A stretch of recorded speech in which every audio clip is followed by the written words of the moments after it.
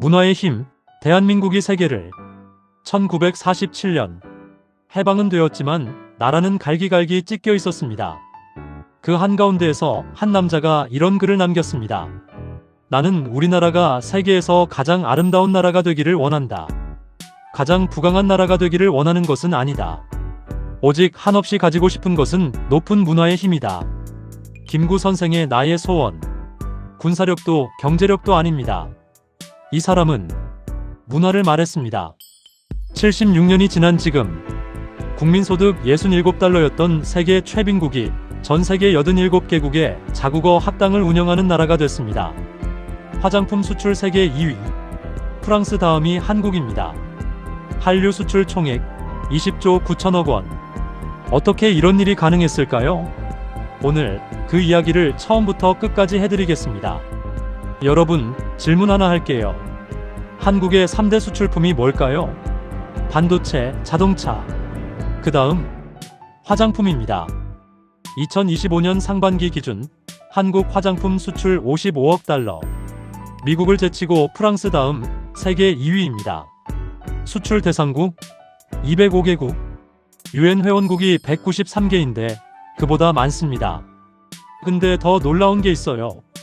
2024년 기준 한류가 만들어낸 수출 총액이 약 151억 8천만 달러입니다. 한화로 약 20조 9천억 원. 이게 서울시 1년 예산의 절반이 넘는 돈이에요. 그리고 이 수치에는 공식이 하나 있습니다. 문화 콘텐츠 1달러 수출이 소비재 5달러 수출을 유발합니다. 드라마 한 편이 화장품을 팔고 K-팝 뮤비 한 편이 라면을 팝니다.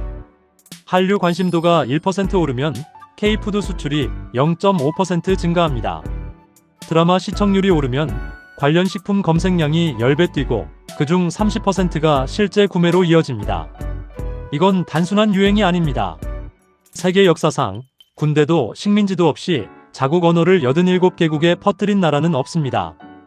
영어는 대영 제국이, 프랑스어는 나폴레옹이 퍼뜨렸습니다. 한국어는요? 드라마랑 아이돌이 퍼뜨렸습니다. 이 이야기 제대로 알고 가셔야 합니다. 한국 콘텐츠의 비밀병기가 뭐냐고요? 두 글자입니다. 한과 흥. 한은 억눌린 슬픔이에요. 오래 참아온 아픔. 흥은 그걸 뛰어넘으려는 에너지.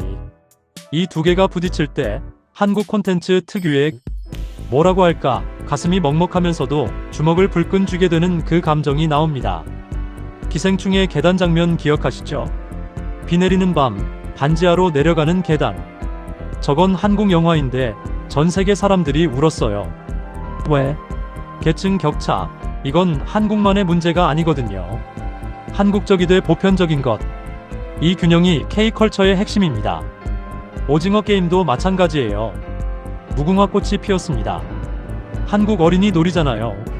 근데 거기에 생존 경쟁이라는 전 지구적 불안을 담았더니 비영어권 콘텐츠 사상 최대 시청 기록을 세웠습니다. 열쇠이 폐허에서 키운 교육열 숨겨진 인프라. 1953년 한국 전쟁이 끝났을 때 1인당 국민소득 67달러. 세계은행이 가장 가난한 나라로 분류한 곳에서 한국인들은 뭘 했을까요? 전쟁 직후 천막 교실을 세웠습니다. 폭격 맞은 건물 잔해 위에서 아이들이 글을 배웠어요. 부모들은 굶으면서도 자식 교육비를 마련했습니다. 이게 왜 중요하냐면요. BTS 멤버들이 4개 국어를 하는 거 우연이 아닙니다. 봉준호 감독이 마틴 스코세이지 영화를 줄줄 외우는 거 우연이 아니에요. K-팝 아이돌의 다국어 능력, 한국 감독들의 세계 영화에 대한 해박함, 이게 전부 교육이라는 인프라 위에 서 있는 겁니다. 높은 문해율, 음악예술 교육 투자, 외국어 학습 능력. 이 세 가지가 세계 시장을 읽고 소통할 수 있는 창작자 집단을 만들었습니다.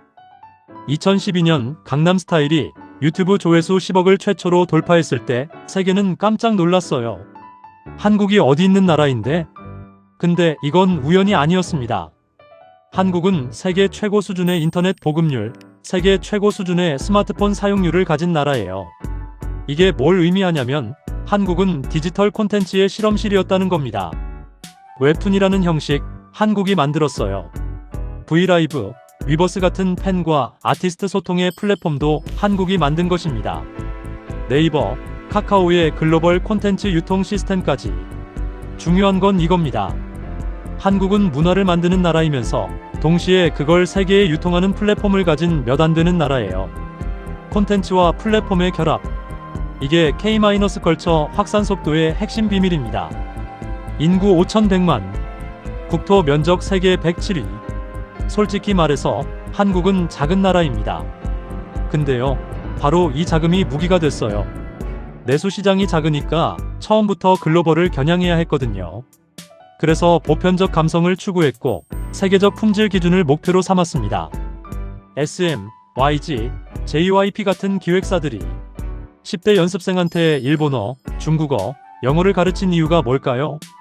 처음부터 세계 시장을 보고 있었기 때문입니다. 이건 미국이나 일본 같은 큰 내수 시장을 가진 나라에서는 굳이 할 필요가 없었던 전략이에요.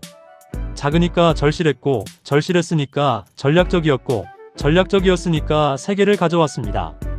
자, 여기서 정말 소름 돋는 이야기를 하나 할게요.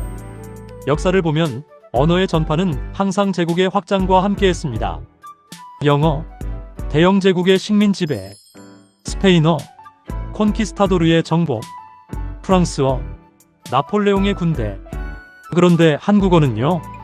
BTS가 퍼뜨렸습니다. 넷플릭스가 퍼뜨렸습니다. 이건 인류 역사상 전례가 없는 일입니다.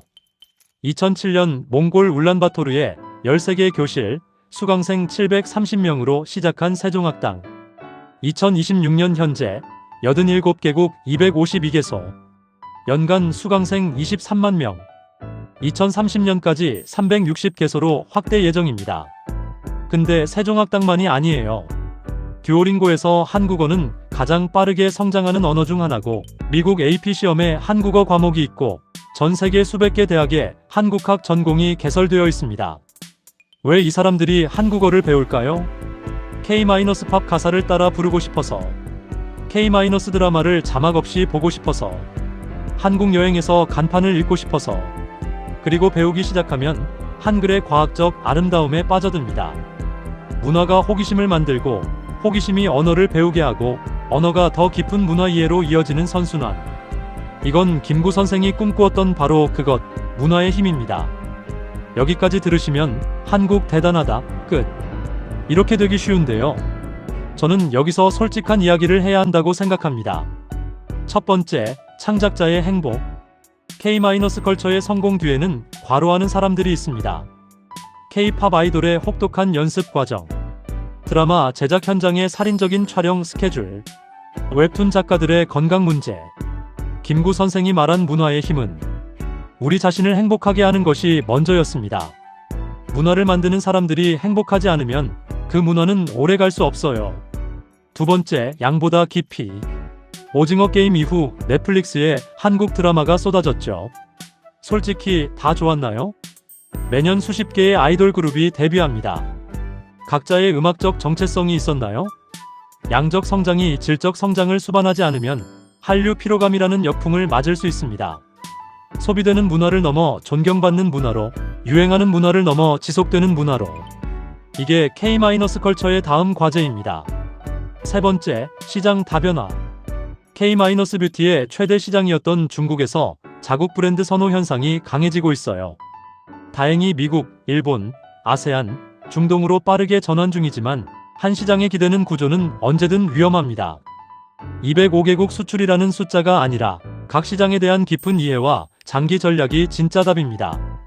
1947년에 김구 선생에게 2026년에 대한민국을 보여드릴 수 있다면, 전쟁의 잿더미 위에서 문화를 꿈꾸었던 그에게 뉴욕 타임스 스퀘어의 한국어 간판을 보여드린다면, 파리에서 한국 드라마 촬영지를 찾아다니는 프랑스 청년들을 보여드린다면, 브라질 빈민가에서 K-팝 안무를 연습하는 아이들을 보여드린다면, 87개국에서 한국어를 배우는 23만 명의 얼굴을 보여드린다면 아마 그는 울 것입니다. 기쁨의 눈물을. 그리고 아마 이렇게도 물을 것입니다.